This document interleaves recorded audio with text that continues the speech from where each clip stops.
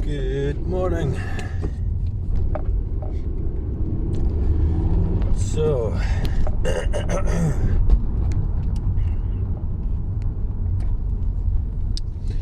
episode 2 of non-duality sayings that you hear all the time that make no sense, and me trying to describe them or explain them and failing miserably. So this time I think I'll do which will be a tricky one. What is meant by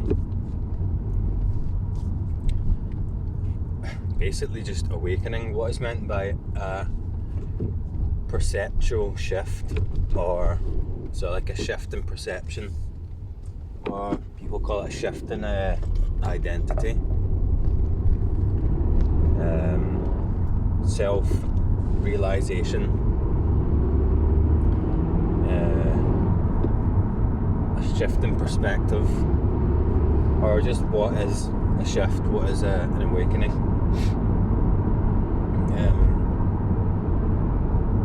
Because it's actually really hard to define what it is, and I don't really know what it is, and I can't really accurately describe it.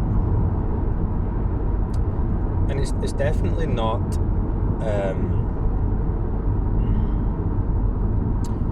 it's not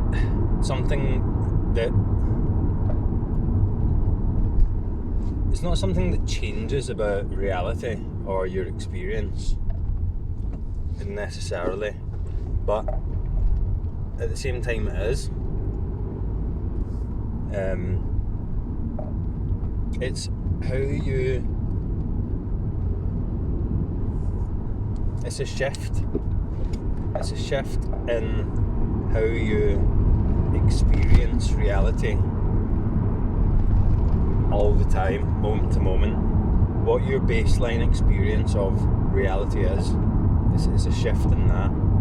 But like I said, you can't really say it changes how you experience reality, because with the shift there's a sense that this is something that has always been, this is how it always is, and it's obvious that this is how it always was, and it couldn't have been in any other way. And what we were seeing was something that wasn't really real, that was just an illusion, a story. You hear people describe it as a shift in identity. So I could describe it like, initially before awakening, or before a perceptual shift, you experience yourself as a person living in reality, a person separate from reality, living in it. And after the shift, it becomes apparent that you are a person. You are reality living a person. if that makes sense. Or you are reality and the person is appearing within it or as it. Your reality experiencing itself as a person, if that makes any sense. Or it goes from you're an individual person with its own awareness living in a world, to your awareness with a person, your awareness living through a person, or experiencing this person as basically like the sensing apparatus.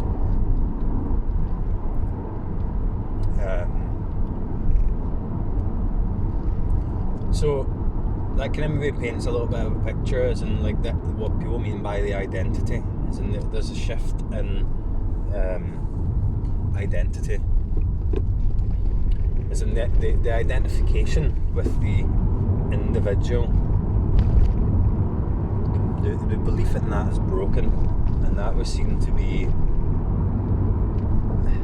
an illusion. But the illusion is seen to be obviously an illusion, as in there's no doubt anymore. And I can't say for sure, but so it's not like something you learn to. I could say this and you could learn it. That's why it's. I think it's quite that. It might be unskillful for me to suggest what it's like, and for someone to hear it maybe not had that shift, and then that might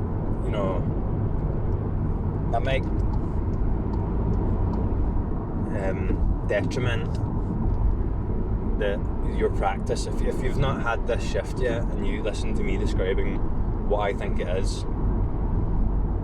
Of course that's not what it is, because I can't describe what it is, but I give you a mental model. The mind grabs onto that and then it tries to look for that in experience. It tries to add that to experience or expect something, which is one of the problems with this channel, is that I'm maybe not so skillful at describing this.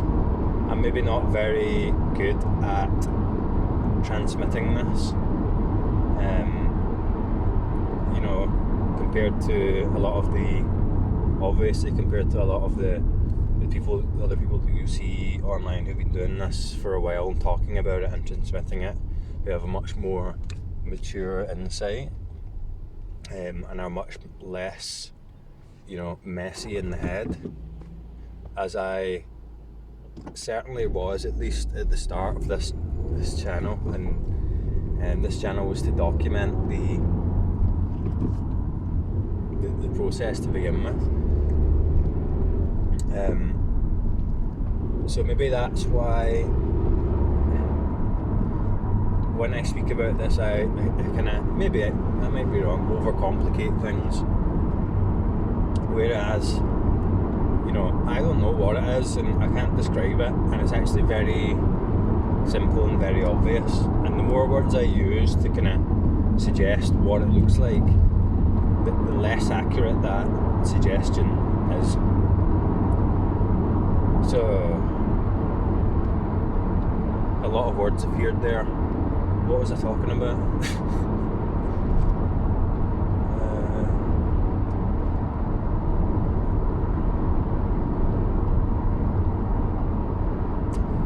I actually have no idea what I said for the last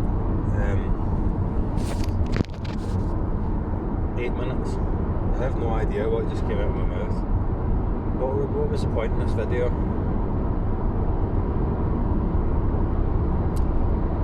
Yeah, a shift in perspective, yeah. So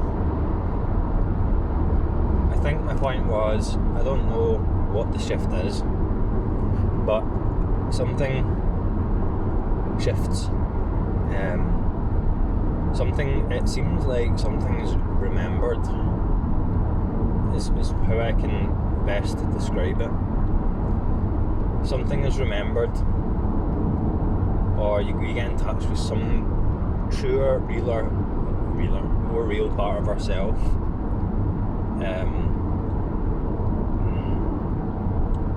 That has always been the most fundamental part of ourselves.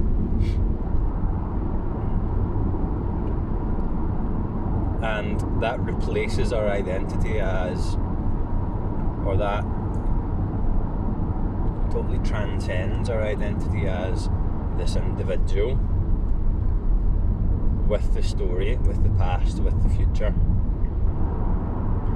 And all of that comes forth in direct experience in the moment, let's say.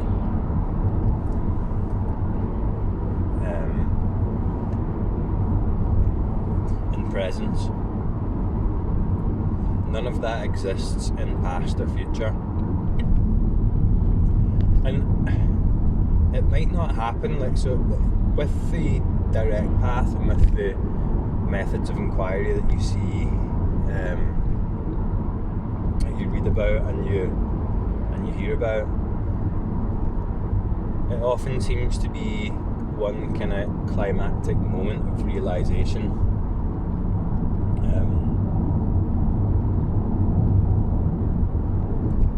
One kind of aha moment where everything becomes obvious in that moment, and then nothing's ever the same. And while partially that was my experience, it really, I can't really remember now, but I more remember it being a series of moments, and I can't really remember it. I mean,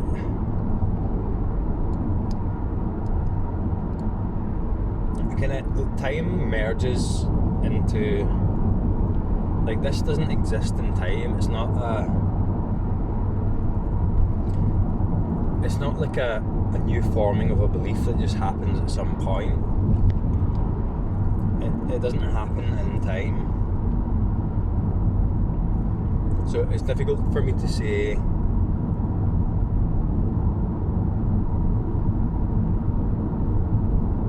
I remember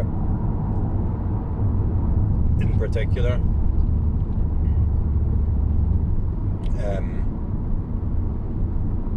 one moment where I can certainly say something shifted, but I can also remember multiple other moments around that period of time, I guess, when I can certainly say things were continuing to shift. But it wasn't necessarily an event, it was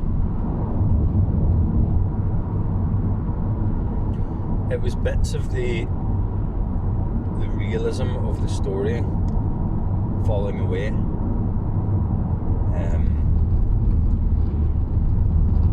And this is where it becomes very difficult to talk about, like, 'cause I don't know what this is.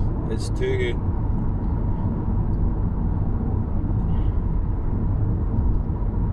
real to describe, which is, I mean, we can frame it in a certain way afterwards, or talk about it or think about it, and it seems that that's the way it happened. But it's something deep inside changes naturally, not caused by anything, just because that's the way it is anyway, and it was time for that to become natural again.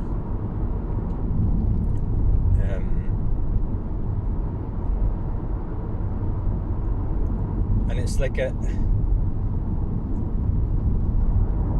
there's an intuition there throughout my life. There's been an intuition there that, you know, this I can tell that this has always been there. It's always been the calling, let's say. The truth has always been, if you can call it truth, yearning to be discovered.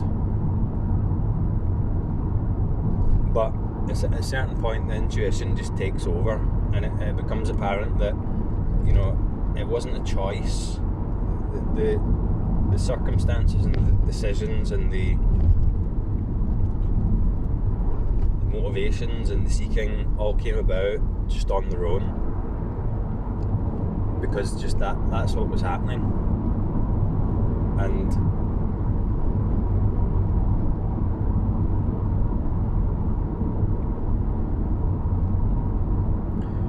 the dream became less real.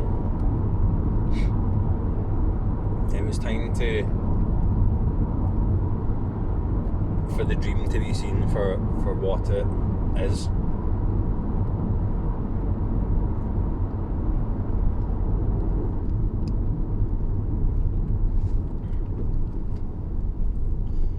and I kind of exit that dream into a much more vast, a much more real, a much more fascinating other dream.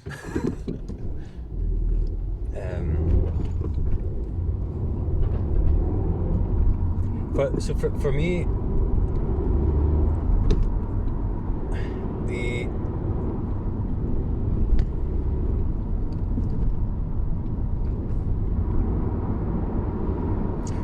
the more I kind of explain about it, I'm kind of not inclined to describe it anymore,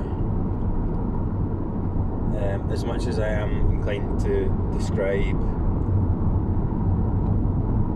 kind of vaguely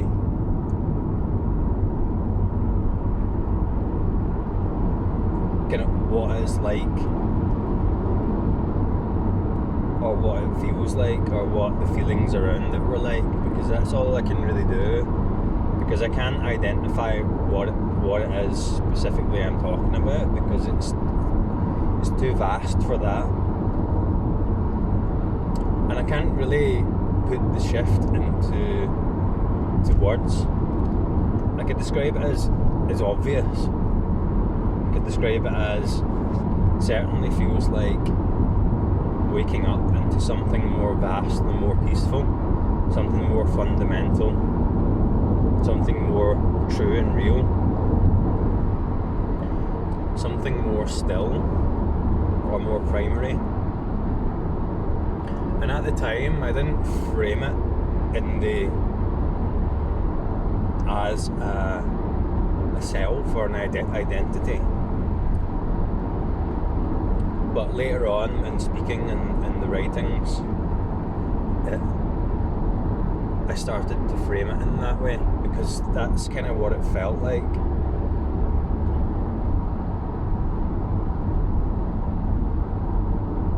But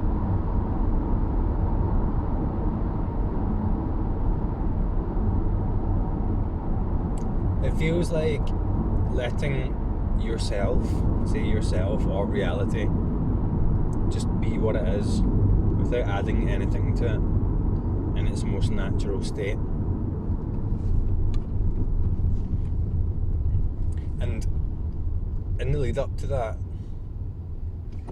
it feels like a relaxing of something, like a falling away of something. In the lead up to that whatever practice I was doing made me familiar with,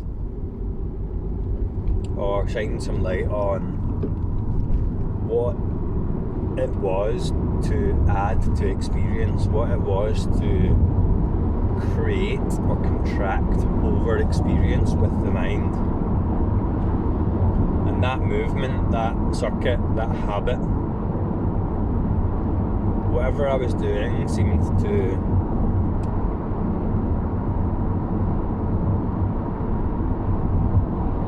bring that into attention, bring that into focus. That movement of the mind that contracts or moves or adds to, creates something in addition to just this, just what is already. And seeing and feeling how uncomfortable that is fundamentally. And then becoming more comfortable just letting reality or myself be what it is anyway, without having to add things to it. Now, you'll often hear people say that the shift happened when they stopped trying to create the shift or look for the shift, or they stopped seeking, or the seeking came to an end.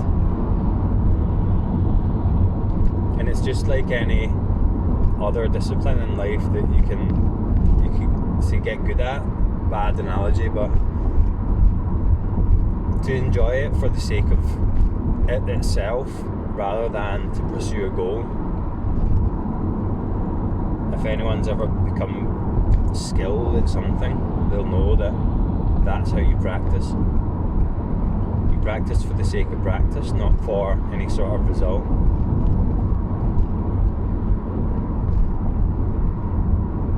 Like, for example, in sport, it's a play. You're doing it because you enjoy it at the moment. You're not training. You're not necessarily doing something you don't want to do. I know that's not true across the board, but for this example, it's very true. When experience, when life, when reality becomes just what it is anyway, and that's fine, without trying to add to it, without trying to change it, that's when this shift seems to take place. Because the shift is a falling away, like I said, it's a removing layers of something,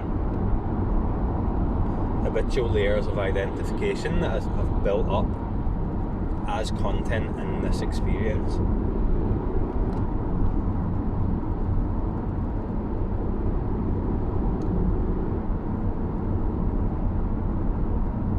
So with a whole bunch of words, that's how I would vaguely describe the shift. It's like a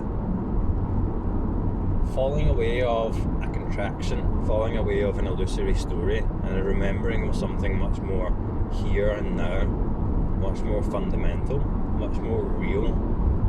And it becomes doubtless. It becomes, any theory we can come up with in the mind, any belief we can come up with is always going to be riddled with doubts. Reality as it is, undeniable, here, presence, aliveness. There's no doubt in that whatsoever. It's finding what is beyond doubt and kind of realigning yourself with what that is.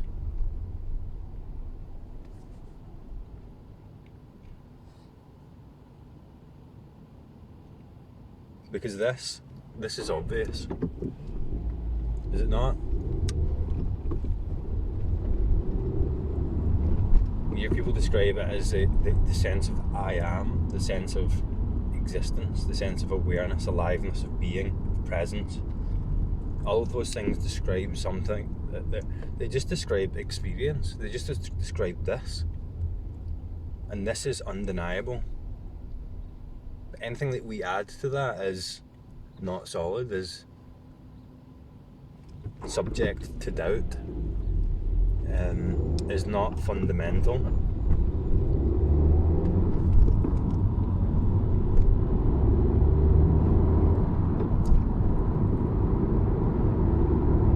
It's the one undeniable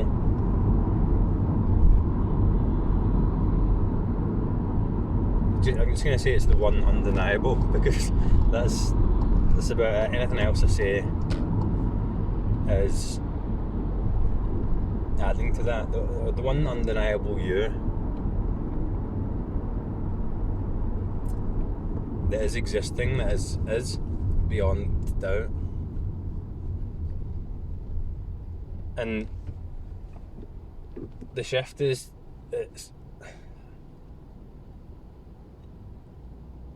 when I say there is no doubt, it's just obvious. It's so obvious, and that, I think that's what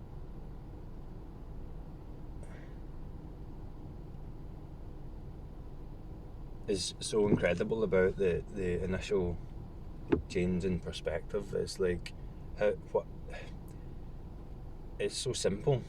Like, how did I miss this? How did I miss just this? It's always just this. There's always just me. Because we were adding things, because we were caught up in a distraction that we are generating all the time to take us away from what's fundamental, what's obvious, what's completely undeniable, what's so simple that is beyond, it's more simple than simple.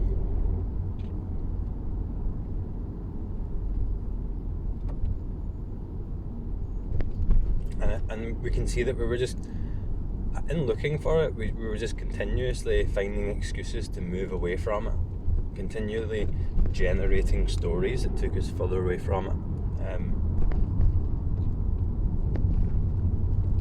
continually just running away from ourselves out of habit.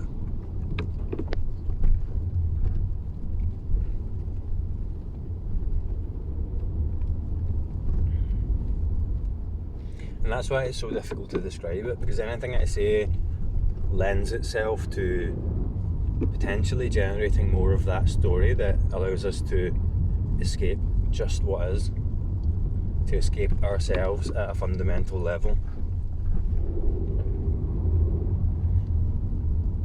And you can listen to all sorts of awakening non-duality talks, and it'll escape you for years, as it did me, because I was assuming that they were talking about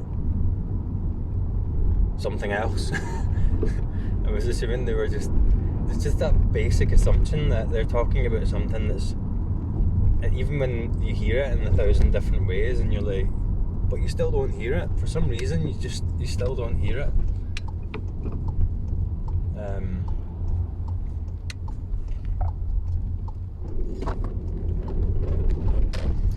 Anyway, I need to go now.